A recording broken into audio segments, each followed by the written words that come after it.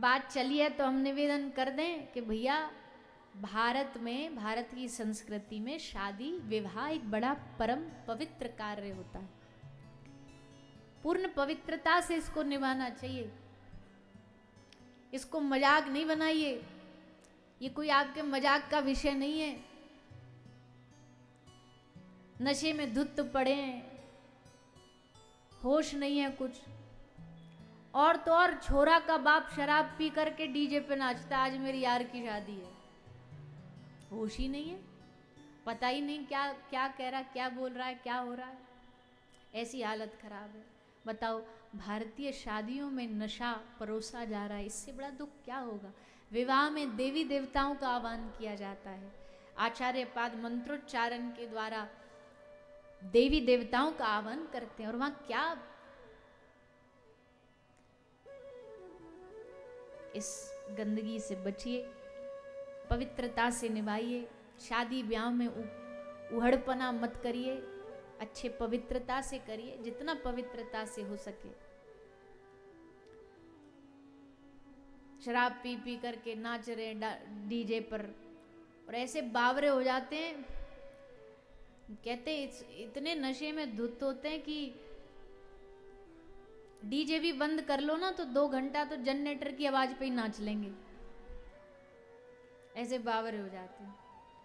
हम तो वैसे कोई ज्यादा ब्याह में जाते नहीं हैं, बहुत कोई जरूरी होता है तभी जाते हैं, और जब जाते हैं वो उतने में ये दृश्य देख करके समझ आ जाता है कि देखो क्या हाल है।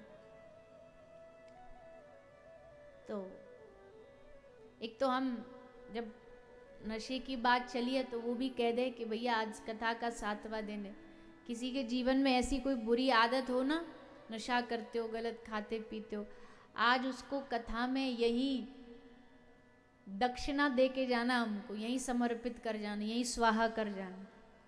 आज से हम ये नहीं करेंगे। अरे जीवन बार बार थोड़ी मिलता है, मौका बार बार थोड़ी मिलता है। ठाकुर जी ने एक बार जीवन दिया, क्या इसलिए दिया है? क्या इसलिए जीवन मिला है कि इसमें हम पड़े रहें, बर्बाद करते रहें शरीर को, तन को, मन को, धन को, अपनी शांति को, अपने परिवार को? क्या दे रहे हैं आप इससे? अपने घर को क्या दे रहे हैं, परिवार को, समाज को क्या दे रहे हैं? अशांति के अलावा, दुख के अलावा। अपने शरीर को क्या दे रहे हैं? शरीर जला रहे हैं, फेफड़े जला रहे हैं, मन जला रहे हैं। अरे भैया, परमात्मा ने यहाँ दुनिया में कितनी सुंदर सुंदर खाने की चीज बनाई है। बढ़िया बढ़िया माल खाओ, रसगुल्ला खाओ, रबड़ी खाओ, जलेबी खाओ, कौन ने रोका है? पर भैया ये गलत आदत। बस इतना सोचें, आगे आने वाली पीढ़ी आपको देख रही है, आपके बालक आपको देख रहे हैं, क्या सीखेंगे, क्या बोलेंगे? हम ऋषियों की संतान हैं, हम ऋषि पुत्र हैं, और ऋषियों की संतान होकर के अगर हम इस नशे में डूब जाएंगे तो जीवन नष्ट हो जाएगा। इसलिए कोई भी नशा, बड़े अद्भुत अद्भुत अलग अलग विचित्र विचित्र नशे, किसी को शराब का नशा है, किसी को तंबाकू का है, किसी को बीड़ी का है, इन सब नशों से दूर रहें। और अगर इन सब को छोड़ना है तो एक काम करो, इनसे भी बड़ा नशा जो है ना, भगवान की भक्ति का नशा, वो पकड़ लो, ये अपने आप छूट जाएगा। बड़ा नशा पकड़ो, छोटा छूट जाएगा, छोड़ना नहीं पड़ेगा। भक्ति करो, भक्ति का नशा करो, ठाकुर जी सब छुड़ा देंगे। तो अब हम तो निवेदन नहीं कर सकते, मानो न मानो खुशी आपकी, हम तो यात्री हैं, आज ही अपने घर जाएंगे। पर हमको लगता है कथा इसीलिए आती है, थोड़ा जगाने के लिए, जागृति कराने के लिए, थोड़ा जगाने के लिए। आज देश में जिस प्रकार से युवा डूब रहे हैं इस नशे में, बड़े ये गंभीरता का विषय है, बड़ी गंभीरता का विषय है। तो इससे बचिए, इससे दूर रहिए, भगवान की भक्ति से जुड़िए, क्योंकि जो चीज आपको आपकी पहचान भुला दे, वो बताइए कैसे हमारे लिए अच्छी हो सकती है। नशे में आदमी अपना अस्तित्व भूल जाए, नाम भी पूछे तो नाम ना बता सके, पागल हो जाता है, उसे होश ही नहीं है। कई तो पी पी करके नालियों में पड़े और खुश होके कहते, वारे भारत की सरकार गंगा जी को हमारी शहर में ले आई, उसी में गंगा जी मान के पड़े हुए। ऐसी हालत है। फिर मदिरा पी के नशे में पागल हो जाते, नारियों पर हाथ उठाते, पत्नी को मारेंगे, बच्चों को मारेंगे। महाभारत होती है, पड़ोसी देखते हैं खड़े होकर के, क्या लाभ रहा उससे? तो बस समझने का विषय, सोचने का विषय। खूब हरि भजन करिए ताकि ये सब गलत आदत छूट जाए।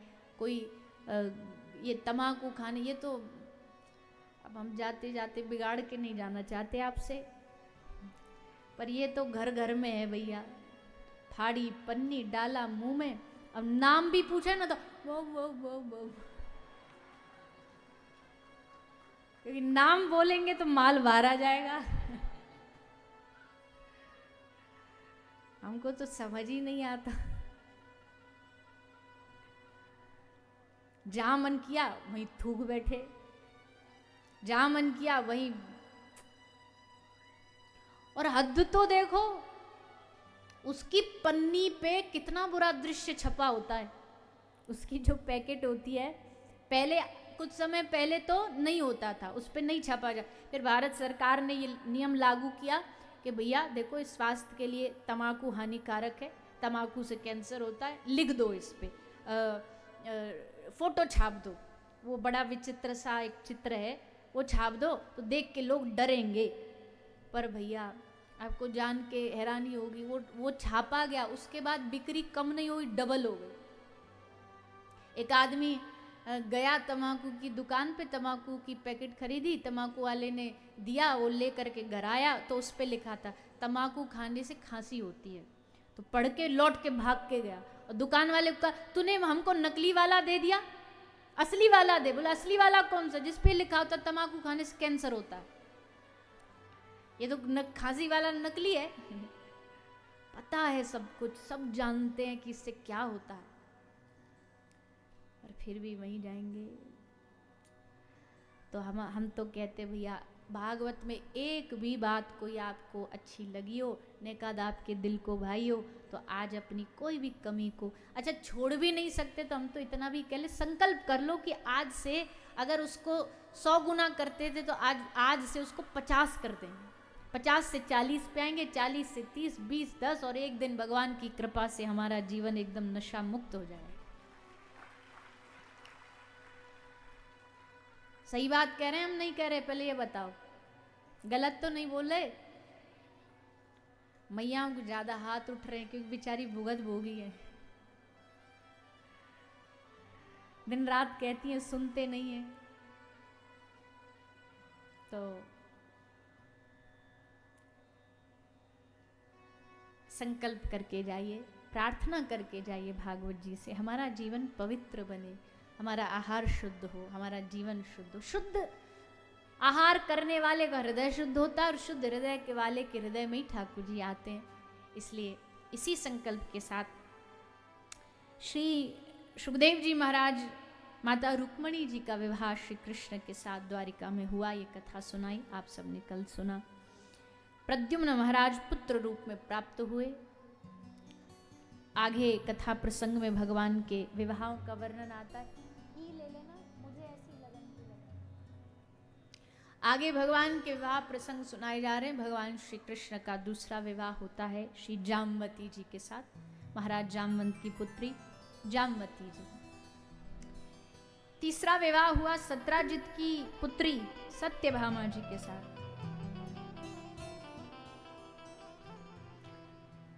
रुक्मणी जी माता लक्ष्मी जी का अवतार है, सत्यभामा जी पृथ्वी का अवतार है, जामवती जी पार्वती जी का अवतार है। चौथी कालिंदी यमुना जी के साथ भगवान ने विवाह किया है। पांचवी भगवान की रानी है मित्रविंदा जी, उन्वेंद्र राजा की पुत्री सत्या, नग्नजीत राजा की पुत्री सत्या, जिनका एक नाम नग्नजीती भी है, उनके साथ भगवान ने विवाह किया। भद्रा के साथ विवाह किया, लक्ष्मणा के साथ विवाह किया। 8 रानियों के साथ विवाह किया है। एक नरकासुर नाम का दैत्य था, भौमासुर भी उसका नाम है। उसने बहुत सारी कन्याओं को लाता, हरण करके कैद कर लेता। सब कन्याएं असहाय थी, उनका कोई सहारा नहीं था। तब उन कन्याओं ने भगवान का आवाहन किया, भगवान को पुकारा। भगवान को पुकारा तो भगवान आए और आकर के सब कन्याओं के साथ भगवान ने विवाह किया। 16,108 भगवान के विवाह हुए। ये भगवान के विवाह प्रसंगों की कथा है। आगे भगवान फिर हस्तिनापुर जाते हैं, राजसूय यज्ञ होता है, अग्र पूजा होती है, जरासंध का उद्धार होता है। ये सब प्रसंग भागवत जी में सुनाए गए हैं। आप हम सब उनका श्रवण पान करेंगे। उससे पूर्व आइए 2 मिनट सभी एक भाव गाते हैं और फिर हम आगे प्रसंग में प्रवेश करेंगे। आज 7वां दिन है, 7 दिन आपने कथा श्रवण करी। भागवत जी अंतिम दिन पूछती हैं कि तुम्हें क्या चाहिए, क्योंकि कल्पतरु है, तो ऐसे में क्या मांगना है। बोले हे प्रभु, हे श्रीमद् भागवत जी, हम निवेदन करते हैं हमारे हृदय में भगवान बैठ जाए, पल पल उनका स्मरण रहे, उनकी याद रहे, उन्हें भूले नहीं, उनका चिंतन चलता रहे, ऐसी हमारी मन की दशा बना दीजिए। जैसा भी थोड़ी देर पहले कहा था, सब नशे से ऊपर है भगवान नाम का नशा। गुरु नानक देव कहते हैं, और नशे सब रेंगने उतर जाए प्रभात,